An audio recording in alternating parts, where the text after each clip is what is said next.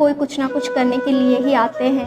हमें लगता है कि बस हम तो ऐसे ही आ गए हैं इस दुनिया पे। नहीं, भगवान ने हमें जब ऊपर से भेजा है ना तो कुछ ना कुछ पर्पस से भेजा है, पर हमें वो पर्पस पता नहीं है कि हम क्या करने के लिए आए हैं और हम किस चीज़ के लिए बने हैं। क्योंकि कोई इंसान इस दुनिया पे जितने भी जीव है ना, कोई ऐसे ही नहीं है। कुछ ना कुछ मकसद है, कुछ ना कुछ पर्पस है उसका।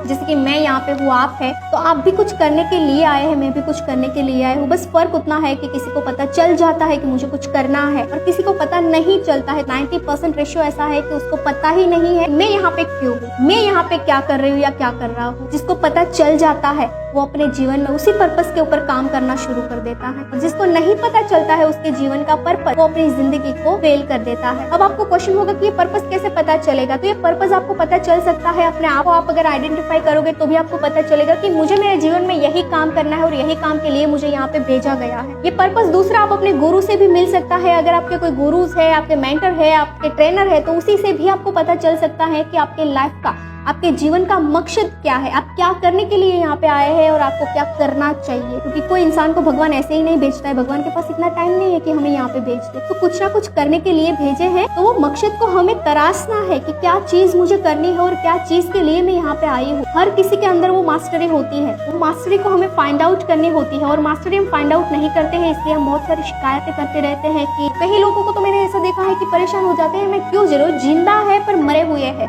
ऐसी स्थिति में है। और ये इसीलिए है क्योंकि उसको उसकी लाइफ का पर्पस ही क्लियर नहीं है, क्या करना है। इसलिए है क्योंकि उसको कभी ऐसा संग नहीं मिला है, कभी ऐसा माहौल नहीं मिला है कि जहाँ पे उसको बताया जाए कि तेरा पर्पस ये है और तुझे ये करना है, तो ये करने के लिए यहाँ पे आया है। और ये पर्पस हमें इसीलिए नहीं पता चलता है कि हम जीवन में क्या करने के लिए आए हैं, क्योंकि हमने हमारे ऊपर कहीं ऐसी सारी चीजें हैं जिसको हमें प्रायोरिटी नहीं देनी चाहिए, वो सारी चीजों को हमने प्रायोरिटी दे रखी है।